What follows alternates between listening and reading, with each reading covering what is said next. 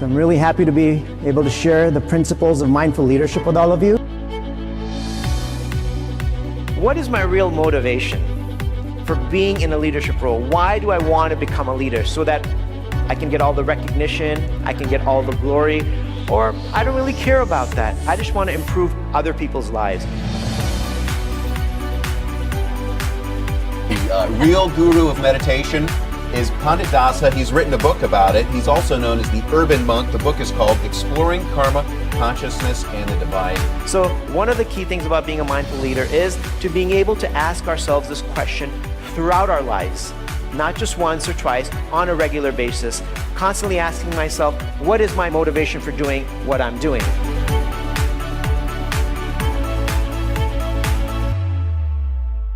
I was a monk for 15 years, living in New York City. 2 years ago, I moved out of the monastic order, so I'm no longer a monk. After working in the finance field for a couple of years, I decided I needed to take a break and go on a meditation retreat to India. So I ended up going to India and living as a monk. I spent 6 months there, traveling around, living in a monastery with 40 other monks, waking up at 4 in the morning, meditating for 2 hours a day. Somehow I fell in love with it. Then I came back to the US, moved into a monastery in New York City, and it turns out that I ended up spending another 14 and a half years living in New York as a monk. It was the most deeply fulfilling experience I'd ever had in my life. And if it's not in the past, the mind is in the future. It's planning something all the time. Even while you're sitting and listening to me, you might be planning an email. Some of you might be thinking about, man, I wonder what the lunch menu is going to be. How many of you are thinking about lunch accidentally? Not purposely, but accidentally. Research is showing that it helps individuals become more productive. So if a bunch of people in your organization are becoming more productive and working more cooperatively, I can't imagine how that's not helping a company grow. If you're in a leadership role and you have to give negative feedback, it's like withdrawing from that emotional bank account. 2 ears and a mouth. We take it for granted because that's what we come with, right? We're being told that we should be listening twice as much as we speak. My wife complimented me on my ability to hear, and she said, wow, when she saw me putting the slide together, she said, wow, you know, your ears are always really, really open. I'm like, oh, thank you. And she said, yeah, everything goes in one ear and out the other. We've heard all of this stuff about mindfulness, and it seems so buzzy. Explain what that is, first of all. Basically, mindfulness means to become aware of your thoughts and emotions and come into the present moment, because most of the time we're not in the present moment. We're either planning the future or we're stuck in the past. Yeah. So mindfulness really helps us declutter our mind so that we can be a little bit more stress-free and a little bit less anxiety. So mindfulness helps us focus more on the present moment.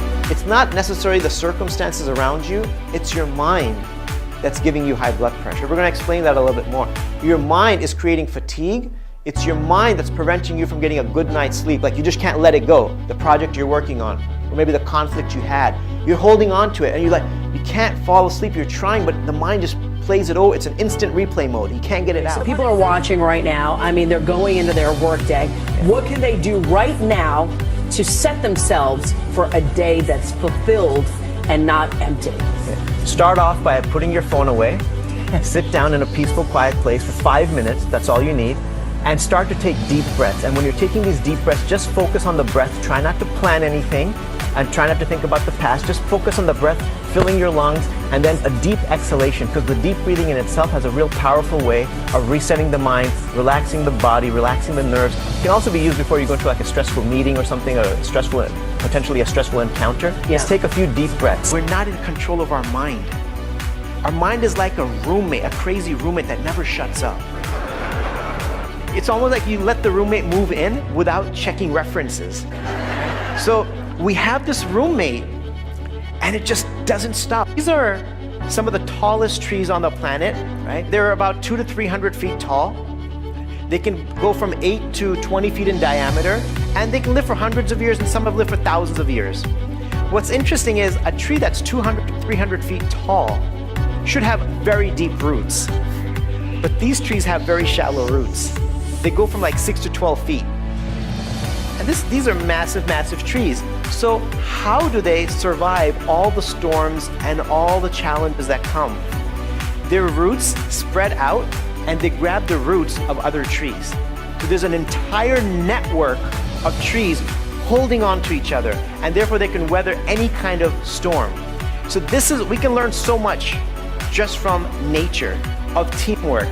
We don't have to just be the best one. Whereas if we learn to hold on to each other and support one another, everyone can succeed. And that's the mentality I think we want to be able to develop. So, I like to think of the mind as like our smartphone. And in our smartphone, whenever you have too many apps open, it slows the phone down, right? So you close them out. So our mind has a gazillion apps open. The food app is one of those that just can't close. It's one of those things that comes with the phone. You can't even delete it if you wanted to. So that one's just kind of open. You're eating lunch, you're going to be thinking, I wonder what's going to be for dinner. And dinner, what about breakfast? So that one's always there. But the mind is always planning. And a lot of times it's planning and becoming anxious about things that may or may not happen. What if I don't make it to my meeting tomorrow? Well, if you don't make it to your meeting tomorrow, then you're not going to make it to your meeting tomorrow. Worrying about it all now and losing sleep about it now is not going to help us, right? Or for example, let's say you're stuck in traffic and you're not going to make that meeting. And you have two choices at that point. Either to give yourself high blood pressure because you're not going to make it, or remain calm. But that switch is in the mind. We actually have the power to turn that off. And that's what's called mindfulness training. So if we can appreciate more, then we really want to create a culture of appreciation and where we can actually learn to celebrate and appreciate the success of others. And according to the Harvard Business Review, positive social connections at work produce highly desirable results. Mindfulness can literally change your brain. According to Forbes, it makes you more productive, right? If you can clear out those apps, won't you become more focused and productive? Absolutely. According to the New York Times, it enhances creativity and memory. Right? We forget things because we're stressed. We've got so much on our mind, so much on there that we don't need at the moment. According to Psychology Today, it decreases anxiety, depression, and stress. And according to the Harvard Business Review, it actually boosts emotional intelligence, gives us the ability to understand another person's perspective. We have to become that change because it's almost impossible to change someone else. We've tried changing others, doesn't work. Others have tried to change us, that also doesn't work. Not only that, we've tried to change our own habits that we've had. Right? There's habits that we have we're not proud of. We've tried to change them, and we can't even change ourselves, yet we try to change others. So be the change you wish to see in the world. That is really one of the signs of being a mindful leader. Let me ask you another question, which is a little uncomfortable. How do we feel if somebody who maybe we're in competition with succeeds at work?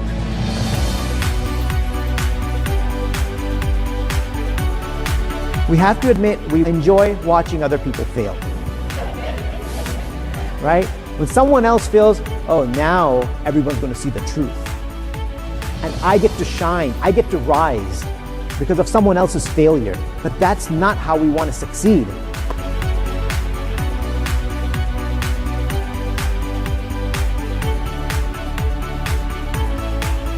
A paycheck is good, but it's not always enough. And if people are happier, then they'll be more productive and more positive. And that means the retention levels will be better.